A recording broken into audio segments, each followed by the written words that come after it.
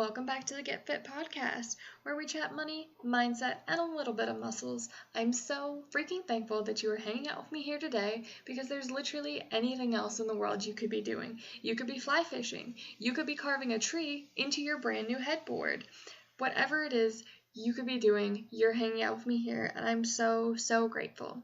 On today's episode, we have Jessyca Perez. She is a top event planner. She does so many beautiful weddings. She's been recognized in so many magazines. I'm just so excited for her to get to share a little bit of the background of how you become an event planner and that you don't always have to know exactly what you're doing to still be an absolute success. So, without further ado, let's do this. All right, so today on the podcast, I have Ms. Jessyca Perez Canal. She is the owner, the head of Events by Jess, which has been named Best of Weddings in so many different magazines. The Knot, which is my favorite wedding everything website. And I'm just so excited to get to chat with her today about all the exciting things that she does in the event life. So Jess, if you could just tell us some of your story and how you got here. Yeah, so my story is actually a little weird. I did not start off as a wedding planner, did not study wedding planning. I actually have a double major in marketing and economics, so a little different, yes. Not hospitality, but I got actually into the corporate world, and that's where I started. I started in a marketing company, working there, and then I was sent off actually to Puerto Rico since I spoke Spanish, and they didn't have someone to run events over there, so I started running the events along with all the offices, and that's how I realized I loved it. And when it was time to come back home, I was wondering what I was going to do with myself. And so I decided to go into the event planning world. So that's really how I started doing corporate events, really. And then I moved on to weddings, and I do all social types of events and weddings. And that's pretty much how I got started. It's not your typical hospitality life. That's kind of awesome, though. I mean, I went to school for English and theater, and then I ended up in the hospitality industry. Doesn't really apply in any way. And now I'm like, oh, now I do coaching and podcasting. So, you can kind of take skills from anything into that. And it's interesting how you can transfer any kind of skills. It doesn't matter what you went to college for, y'all. You've got skills, you can learn a new thing. So I was saying especially if you have business skills, I think. Yes, if you have business skills, any kind of management skills, that's going to take you a long way. You might not think it'll apply, but it probably will. So I saw on your Facebook that you just turned 26 and you had kind of a quarter life crisis. I definitely had a fabulous quarter life crisis. I left my insurance job and I moved to Alaska. It was an adventure. Yes. So I'm curious to see how you kind of pivoted from what you were doing from before. And was it you just decided you're I'm going to do this, or did you gradually work into what you really wanted to be doing? My quarter life crisis it hits everybody in a different way, but mine was definitely tough. I realized I was not happy where I was, and that was, when I was living in Puerto Rico running this marketing company, and I was just not happy. And I had to figure out what it was that I was going to do, and I knew it wasn't going to be there. I knew it was coming back home to Miami with my family and being here. And so I remember just one day sitting there and just not only not being happy, but feeling sick. And I wasn't actually sick. My brain was telling myself to be sick so that I wouldn't have to go into work. And that's where I realized that's not okay. I shouldn't be making myself sick so I wouldn't have to go in. So that was really a big point for me. And so I remember calling my managers and saying, I'm moving. And they were like, oh, I don't know if we're quite ready for you to leave the island. And I was like, yeah, I don't really think that it's your decision. And so I told them, I gave them, I think it was 3 or 4 months at the time to find someone to replace me. And they did not think I would actually leave. And when the 3 to 4 months were done, I said, I am leaving. They were not ready. And that was their problem at that point in my head. And so I left and I came back home. And that's really just what I did. I did what I wanted to do. I didn't do what they wanted. That's so important, because I definitely know people who have just stayed because they're well, they're trying to replace me. I'll leave and they replace me. It's if you just keep staying, they're never going to figure it out. That's the whole thing. They know that you're really good. And if you just don't leave, they're just going to keep you for as long as possible. So what was probably one of your first events on your own? How did you create your company? It's a great question. So I did advertising through different random Google sites like Thumbtack and Google, and just all these random little sites that I could advertise in for a very minimal amount, And my first event on my own was actually a baptism for an Indian couple, which if you know anything about the Indian culture, everything they do is huge. And so they had a 200-person baptism, which I don't think I quite realized that. But I'm one of those people that when you tell me, when something comes at me, I just say yes, even though I don't know what I'm doing. And I just figure it out along the way. So 200-person Indian baptism. I had no idea about the Indian culture. I had no idea how it even worked. But I was instructed to do all the decor and the timeline and the whole thing for the whole entire baptism. And that was really my first event on my own. And I had probably easily 5 to 7 family members and friends there just helping me figure this out. And we had like 2 hours to set it all up. And it was just an excruciating amount of work. I was never so thankful for my family and friends in my life that all came out to figure it out with me. It was pretty insane. But that was my first event for sure. I'll never forget it. You're starting off strong there. Okay. Yeah. I have some friends who do event planning. They're like, I did a corporate event for 10 people. So you came in hot. That's exciting. They're still my clients today, by the way, which is even better. So with being such a big event, and at least your family helped, when did you start doing regular big events, scaling and getting a team? Did you have an idea of what sorts of events you mainly wanted to do? I saw that you do a lot of weddings. You get a lot of recognition for that. Was that what you saw going into it, doing great wedding events, or was it really any event you just like to do events? At the beginning, you really, anytime you start a business, I think you just take everything and anything. So at the beginning, I took whatever came my way, I did.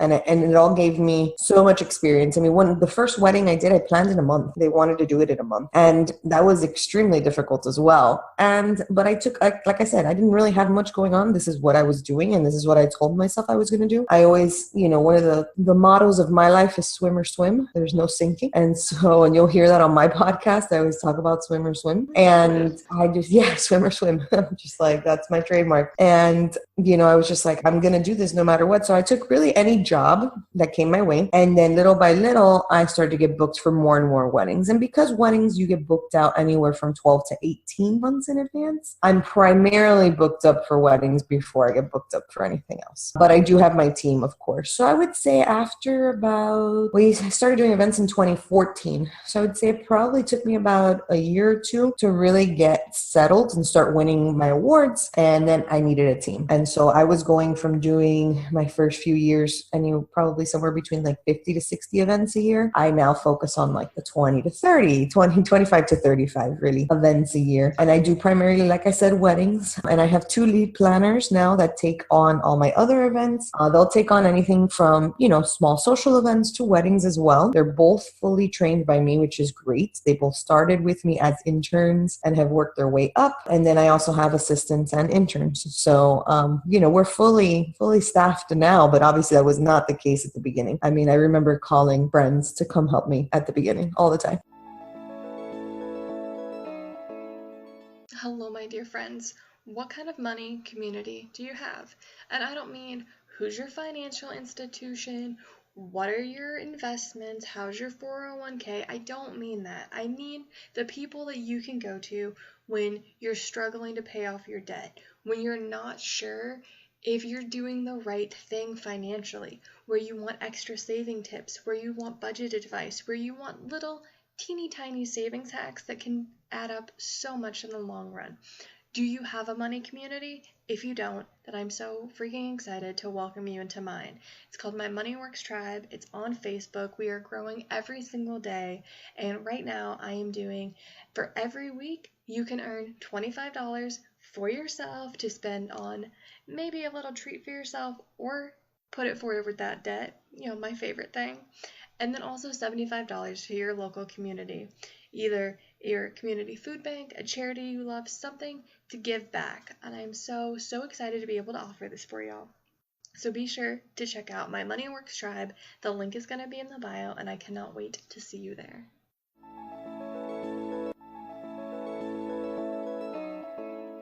That's fabulous. I was wondering like how you do train your planners and everyone who goes into it with you. Because like, how do you get all of this inspiration for your event? Do your clients come to you with some kind of an idea and you just and your imagination just extrapolates from there? How do you work through people who are like, I don't really know what I want, but I know like I want this one thing, and then you just go from there? I can't even decorate my own office. I'm still trying to figure out what to put on a wall in my living room. I can't even fathom like, 50, 60 events. Yeah, I do the whole thing every year. That's crazy. It can be pretty intense for sure, especially because everyone has such different views. And if you look at my style, it's very eclectic. I don't have one set style that I do of weddings. You know, a lot of wedding planners will say, well, I only do the elegant and modern, you know, and mine's are not like that. I'll go and I'll do the Indian Pakistani, which are multicolored, multi-days, all these craziness, into, you know, a very simple 50-person wedding to a Jewish 500-person wedding. Like, I'll go into all these different styles. And so I think the way that I do it, it just depends. I really work with the client. There's some of my clients that come to me with all their ideas set. Those are not nothing too difficult there, except for the fact that sometimes I have to show them that they have to come up with different ideas, or I have to kind of bring them back. So that kind of, when they come in too set, it's a little difficult. And when they come in with nothing, it's a little difficult. So I have to kind of play with it. But yeah, my job is really that. It's as we plan, the idea becomes sharper. And so I don't try to get my clients to come up with an idea straight at the beginning. That doesn't make sense. We get a venue, we get vendors, and little by little, especially once you have a space, the ideas can kind of start to flow. And so that's where I start to give them ideas. In some places, some venues I've been to, some I haven't. And so, but obviously at the end of the day, my job is to be partly creative, which I never thought I was. I thought my whole life I was a business person and nothing to do with the creative world. But I will tell you that I am. I love actually being creative, and I didn't know that part of me. And if I would have never dived into this, I would have never even known that, because I am a self-proclaimed interior designer as well for my home. And I only do it for myself and my friends, maybe. I would never do this for a living, but I love to bring ideas together and I love to come up with different things. And that's just a part of me that I figured out now in my latter years of life. Yeah, it's so important. Like, you don't have to like grow up being like a visionary for things like this. Like, you can try things and then be like, actually this works out really well, and find what you like. You don't have to stay stuck in a box. And I feel like a lot of, like, even with my friends who went to college, got the job that they wanted, and they're not very happy, I'm like, you guys could actually do something else. They're like, I don't know. I'm like, you could literally just try to do something else. You don't even have to do necessarily what you did and dive head first into it. I'm like, you can do little things on the side. 100%. And I just think that was just one of those things where I never thought that this was me. And because this is what the field I ended up experimenting with, I've realized it's become me. I didn't start off and say, oh my God, I'm actually really creative and really good at this. Like, no. This is like years now. I'm like, oh yeah, I am a creative. Like, this is what I am. But that's not how it started. It started off as I am actually a very organized and strategic person. So I can manhandle any event because that is what I'm good at. And at the end of the day, that is still what I'm really good at. When people hire me, they hire me because they know they're going to get their stuff done. Like, everything's going to get done, and it's going to be organized, and it's going to be precise, and it's going to get taken care of. They don't necessarily hire me because I am a creative, but I've realized that I can and am creative, and I've let myself kind of dive into that. And a lot of people, I think you're right, they get stuck because they don't think that they can venture out, or they don't think they have those skills. And in a lot of cases, you do have them. You just haven't kind of gotten to them yet. Absolutely. It's all building. Like, we're in the middle of a crazy pandemic. I don't know. Is your state? You're in Florida, right? Florida, but South Florida, so we're not open. So you guys aren't open. Nashville in and of itself is not open. Tennessee is open, so it's very interesting to watch that. How has that changed like events for you? Obviously, big venues got canceled. Did you start doing like virtual events, or did you just move everything? I'm like, so right now the process has been crazy. Yeah, it's been pretty intense when it all started, because it started mid-March. By early March, we were already hearing about it, and mid-March is when the CDC really closed us down. And it was the week before. I had 2 more weddings left for March that we had to postpone, and they were right there, and we were done. There's finish line. So I feel really bad for those brides for sure. But we have rescheduled all the weddings None have been canceled, thank God. Everybody still wants to celebrate their big day. So some of them are happening in a few months, some of them are happening next year, but they all have been rescheduled. So that has been nice. I have not done any virtual. I don't think the virtual have enough people for me to really be a part of. I don't really think they need a planner necessarily per se to get, 5 to 10 people together. I have seen other people do the virtuals or even do the small ceremonies. I have seen, there's an officiant friend of mine who has done no more than 10 people. Has done a few little small ceremonies or with just a couple. So I think that that's definitely going to be a thing. A lot of people still wanted to have their day. So their day was what was important to them. And you see that with a lot of couples. And so they wanted to get married that day no matter what. One of my lead planners, it was her wedding in April.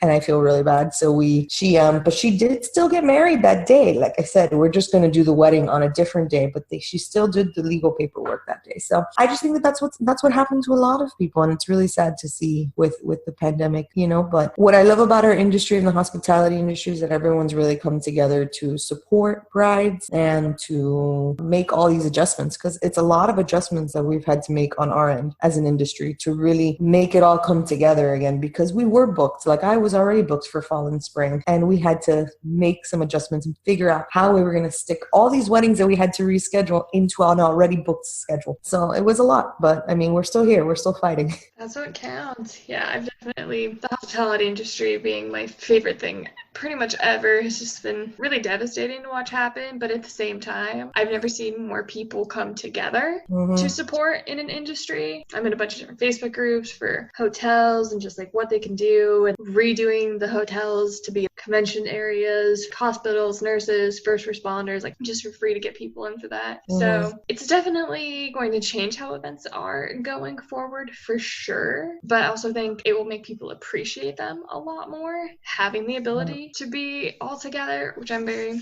excited about. Yes. I think even just hanging out with family, I'm so much more appreciative. I'm like, I didn't realize how much I really wanted to hang out with everyone in the house all the time. I just want people over. Exactly. And since you are expecting twins anytime now, what are you the most excited about for that? I think most days I'm still in shock that we're having two, some days I'm like, there's two in there, really? But then I feel them squirming around in there or having a dance party. I'm not sure what they're doing in there. But, we're expecting twins, a girl and a boy. So we're super excited. We're about hopefully 3 to 4 weeks away from that. So close. It is very close. It's much closer than I'd like to admit. But that's where we're at, and we're super excited, and I can't really wait to meet them, and I can't really wait to start our family with them, because it's going to be insane. I felt pretty confident having one baby, but now two babies I don't. So that was God pretty much saying, oh, you thought you could handle it? Well, here you go. You got this. Yeah, I got this for sure. So how is that necessarily going to change your events? Like, you're already booked out for the year with all the reschedules. Will you still be very hands-on, or since you're kind of the creator, the producer behind the scenes, will you just be doing the check-ins for that? What would you like what's your ideal life with two babies and a business? Yeah, right.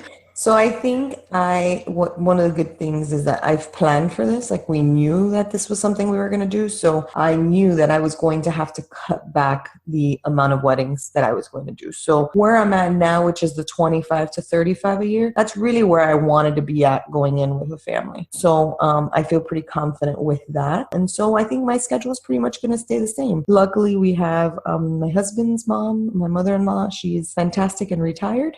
So that helps. My father is half retired, so that hopefully will help. And I work sporadically during the week, by Monday through Friday. It's very flexible. I make the schedule, but I still have a lot to do in terms of plannings, meetings, and calls. And so I just need to be a little bit more strategic with how I plan it, when I plan it, and obviously planning a babysitter at the same time. But we're also looking to hopefully get some partial help from a nanny. And so I'm hoping that I don't think my schedule will change really that much at all. It'll pretty much stay the same, except I'm going to be incorporating two little ones during my little free time, and then of course on the weekends when I don't have events. That's so good. I love that you said that you were going to get a nanny and you have all this help. I've definitely noticed kind of like in the female entrepreneur business space, if you're not doing all of it, like somehow you're less than that. But if you're also doing all of it, it's like, are you being a good mom? And this back and forth nonsense. And I'm like, it's okay to have help. 100%. I don't listen to anybody. I don't need to be there 100% of the time for my kids. My parents weren't, they had to work. And so I don't see a difference between me or my husband's schedules. We both have businesses and we're both going to stay doing what we need to do for them, because at the end of the day, that's the most important, because that's what provides. Exactly. And it also is what makes us happy. And at the end of the day, our mental health is more important than anything. So whatever help I need to bring in is what I'm going to do. I have no worries with that. That's fabulous. See, that's the kind of attitude that I wish even some of my friends had, because they're trying to do everything. And I'm like, you guys, it's really okay. Someone else can